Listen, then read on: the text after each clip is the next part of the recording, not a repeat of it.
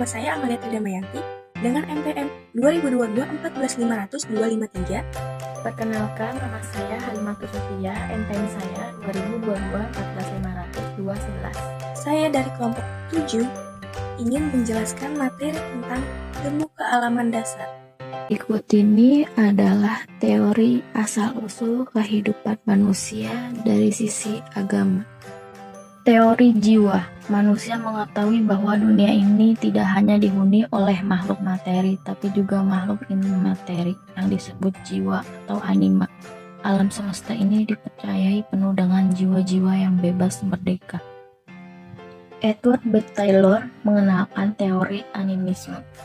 Asal mula agama bersamaan dengan munculnya kesadaran manusia akan adanya roh atau jiwa mereka, memahami adanya mimpi dan kematian yang mengantarkan mereka kepada pengertian bahwa kedua peristiwa itu, mimpi dan kematian, merupakan bentuk pemisahan antara roh dan tubuh kasar. Menurut Bells dan Heiger, roh adalah bagian halus dari setiap makhluk yang mampu hidup terus sesudah jasadnya mati. Makhluk halus adalah sesuatu yang terjadi dari awalnya seperti itu, contohnya peri, mambang, dan dewa-dewi yang dianggap berkuasa. Jadi, pikiran manusia telah mentransformasikan kesadaran akan adanya jiwa yang akhirnya menjadi kepercayaan kepada makhluk-makhluk halus. Evolusi agama ada animisme, dinamisme, politisme, dan monotisme. Berikutnya adalah teori batas akal. Teori ini menyatakan bahwa permulaan terjadinya agama dikarenakan manusia mengalami gejala yang tidak dapat diterangkan oleh akalnya. Menurut James Rager, manusia biasa memecahkan berbagai persoalan hidupnya dengan akal dan sistem pengetahuannya. Tetapi akal dan sistem pengetahuan ada batasnya, dan batas akal itu meluas sejalan dengan meluasnya perkembangan iptek. Oleh karena itu, makin maju kebudayaan manusia, makin luas batas akal itu. Teori wahyu Tuhan. Teori ini menyatakan bahwa kelakuan religius manusia terjadi karena pendapat wahyu Tuhan. Bagi kebudayaan yang masih sederhana, berbagai persoalan hidup tidak dapat dipecahkan dengan akal mereka. Maka mereka memecahkannya melalui magic atau ilmu gaib. Menurut James Frazer, magic adalah segala perbuatan manusia untuk mencapai suatu maksud tertentu melalui kekuatan yang ada di alam semesta serta seluruh kompleksitas anggapan yang ada di belakangnya. Lambat laun terbukti banyak perbuatan magisnya tidak ada hasilnya. Oleh karena itu, ia mulai percaya bahwa alam ini dialami oleh makhluk-makhluk halus yang lebih berkuasa daripada manusia. Untuk itu, mereka harus menjalin hubungan baik dengan makhluk-makhluk halus tersebut dan mempercayakan nasibnya kepada kekuatan yang dianggap lebih dari dirinya. Dari sinilah mulai timbul religi. Frazer, perbedaan antara magic dan religi. Magic adalah segala sistem perbuatan dan sikap manusia untuk mencapai suatu maksud dengan menguasai dan menggunakan kekuatan dan hukum-hukum gaib yang ada di dalamnya. Sedangkan agama adalah sistem kepercayaan dan sistem perbuatan manusia untuk mencapai suatu maksud dengan cara menyadarkan diri kepada kemauan dan kekuasaan Tuhan, makhluk halus, roh, atau dewa-dewi yang dianggap menguasai alam. Teori krisis dalam hidup individu. Teori ini mengatakan bahwa kelaukan keagamaan manusia itu mulanya muncul untuk menghadapi krisis-krisis yang ada dalam kehidupan manusia itu sendiri dari keberagaman manusia. Krisis tersebut sakit, bencana, dan maut yang suka dihindarinya walaupun dihadapi dengan kekuasaan dan kekayaan harta benda. Perbuatan yang berupa upaya sakral pada masa krisis merupakan pangkal.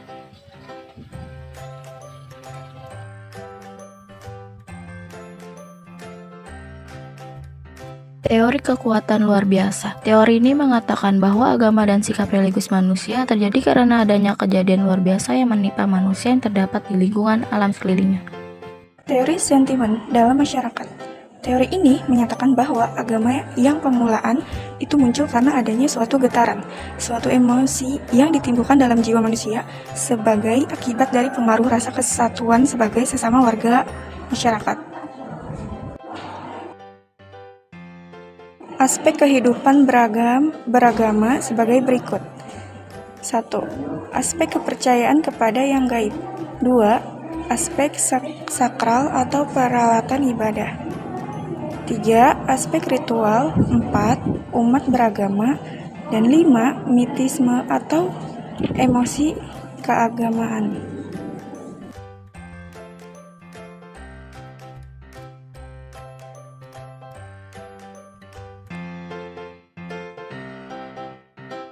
Evolusi adalah berubah secara perlahan-lahan. Evolusi adalah semua perubahan yang terjadi di muka bumi sejak awal mula sejarah bumi sampai menimbulkan kehidupan dan keanekaragaman makhluk hidup.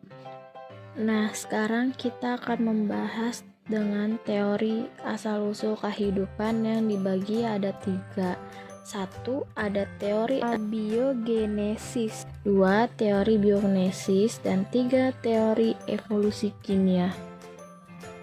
Yang kita bahas pertama itu adalah teori abiogenesis. A itu artinya tidak dan bio itu artinya hidup. Jadi, abiogenes adalah makhluk hidup berasal dari benda mati atau tak hidup. Tokohnya sama-sama A ya, Abiogenes dan Aristoteles. Pendukungnya John Needham. Perhatikan gambar ya. Teori abiogenesis menurut teori Aristoteles. Sepotong daging yang busuk muncul larva lalat. Aristoteles berkesimpulan bahwa larva lalat tersebut berasal dari daging yang busuk. Teori Needham memanaskan kaldu dalam labu namun tidak sampai mendidih, lalu kaldu dibiarkan dan menjadi keruh sudah berisi mikrobia. Nah, selanjutnya teori yang menentang abiogenesis yaitu adalah teori biogenesis. Bio itu artinya hidup, jadi makhluk hidup berasal dari makhluk hidup sebelumnya. Tokohnya adalah Lazzaro Spallanzani 1729 sampai dengan 1799. Lazzaro melakukan percobaan dengan air kaldu. Yang pertama dipanaskan, kemudian setelah itu yang satu terbuka, yang satu tertutup. Ternyata di labu yang terbuka penuh dengan mikroba. Jadi kesimpulannya adalah pada tabung terbuka terdapat kehidupan berasal dari udara atau mikroorganisme, sedangkan pada tabung yang tertutup tidak terdapat kehidupan. Hal ini membuktikan bahwa kehidupan bukan dari air kaldu. Nah, tokoh biogenesis yang kedua adalah Francesco Redi. Dia melakukan percobaan dengan daging. Yang satu dibiarkan terbuka dan yang satu ditutup oleh kasa dan wadah yang tertutup. Ternyata larva atau kehidupan bukan berasal dari darah daging yang membusuk, tetapi berasal dari lalat yang dapat masuk ke dalam tabung dan bertelur pada kelatan daging, sehingga terbentuk belatung. Tokoh yang ketiga ada Louis Pasteur. Louis Pasteur ini menyempurnakan dari Lazzaro karena Pasteur ini mengadakan percobaan dengan labu yang penutupnya berbentuk leher angsa bertujuan untuk membuktikan bahwa mikroorganisme terdapat di udara bersama dengan debu. Nah, bisa dilihat ya percobaannya. Ada air kaldu yang dipanaskan, kemudian dibiarkan terbuka. Ternyata air kaldu tetap bersih, tetap jernih, tidak ada mikroorganisme. Tetapi pada saat labunya dimiringkan, maka terjadi keruh. Jadi terdapat mikroorganisme. dan mempunyai semboyan omno vivum ex ovo, omno ovum ex vivo, omno vivum ex vivo. Jadi kehidupan berasal dari kehidupan sebelumnya. Kemudian adalah teori evolusi kimia, tokohnya adalah seorang dosen yang bernama Harold Urey dan Stanley Miller. Urey berpendapat bahwa kehidupan dimulai dari atmosfer yang kaya molekul CH4 metana, NH3 amonia, H2O uap air, dan H2 hidrogen. Karena adanya loncatan listrik akibat halilintar dari sinar kosmis, terjadinya asam amino yang merupakan awal kehidupan.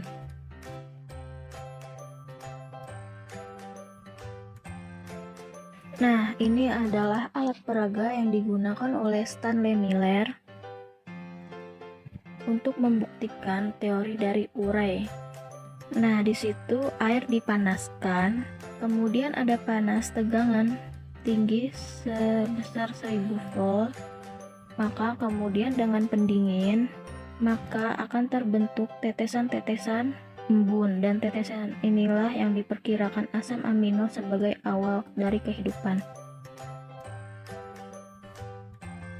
Selanjutnya, ada teori evolusi biologi yang dikemukakan oleh Oparin yang meneruskan teori dari evolusi kimia bahwa kehidupan pertama terjadi di cekungan pantai yang bahan-bahannya dari lautan, yang biasa disebutnya dengan adanya subpurba. Bagaimana sel dapat mempengaruhi kehidupan manusia? Jawabannya adalah, sel mempunyai kemampuan untuk tumbuh dan berkembang melalui proses yang disebut dengan pembelahan sel. Apa saja manfaat dari pembelahan sel bagi tubuh kita? Pembelahan sel mempunyai 3 manfaat bagi tubuh kita. 1. Untuk memperbanyak jumlah sel atau pertumbuhan. 2. Untuk menggantikan sel-sel yang sudah tua atau rusak. Dan 3. Reproduksi makhluk hidup.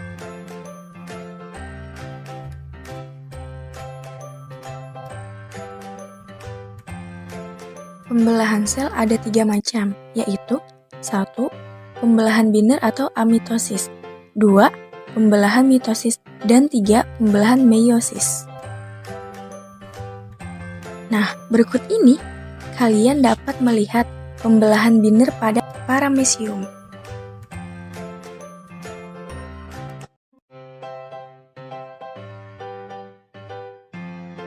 Pembelahan mitosis. Pembelahan mitosis merupakan tipe pembelahan sel yang menghasilkan 2 sel anakan. Sel anakan tersebut mempunyai karakter identik secara genetik dengan sel induk. Pembelahan mitosis melalui beberapa tahapan. Ada 4 tahapan. 1. Profase, ditandai dengan membran inti mulai rusak menjadi bagian-bagian kecil atau fragmen, dan benang-benang kromatin memadat menjadi kromosom. 2. Metafase, ditandai dengan kromosom berjejer pada bidang pembelahan. 3.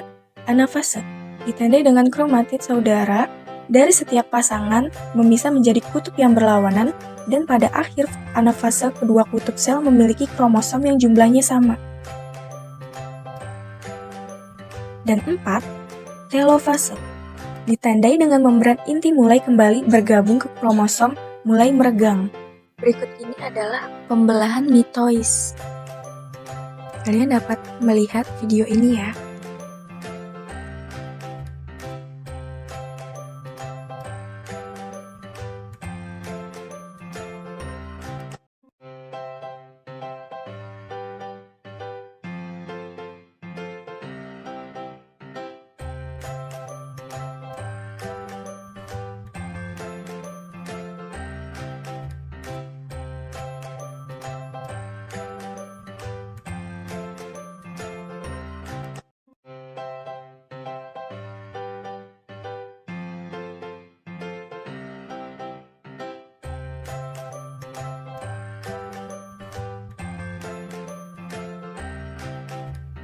alur pembelahan mitosis dari profase menuju ke metafase, lalu ke anafase, dan terakhir telofase.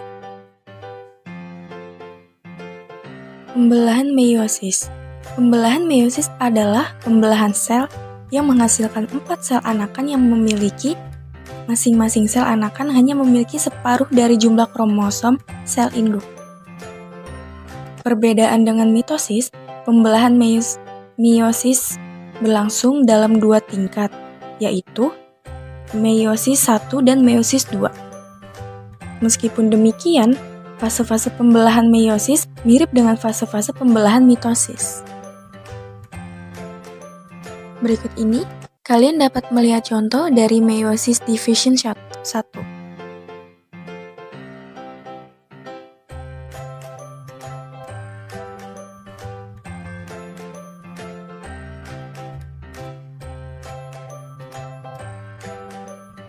Lalu dilanjutkan dengan meiosis division 2.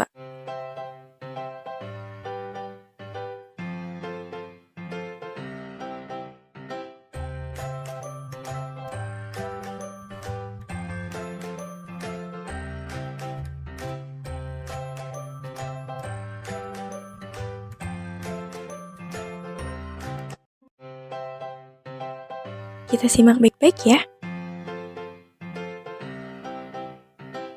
Teori evolusi menurut Lamarck. Teori evolusi yang disebut dengan teori Lamarck atau teori perolehan ini diwariskan secara genetik.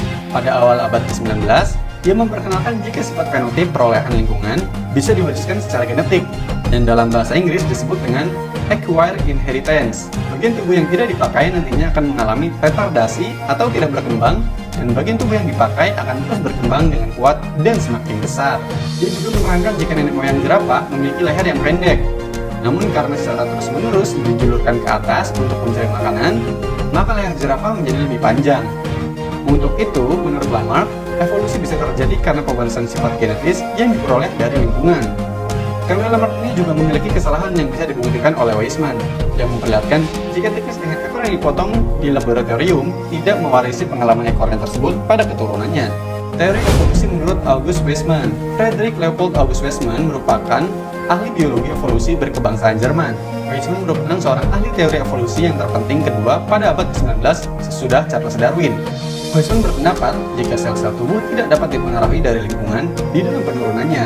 Namun atas dasar prinsip genetika, Weismann melakukan percobaan demi membuktikan teorinya. Percobaan dilakukan pada 2 tikus yang ekornya dipotong lalu dikawinkan. Hasilnya, generasi keturunan tikus tersebut masih memiliki ekor yang panjang hingga generasi ke-21.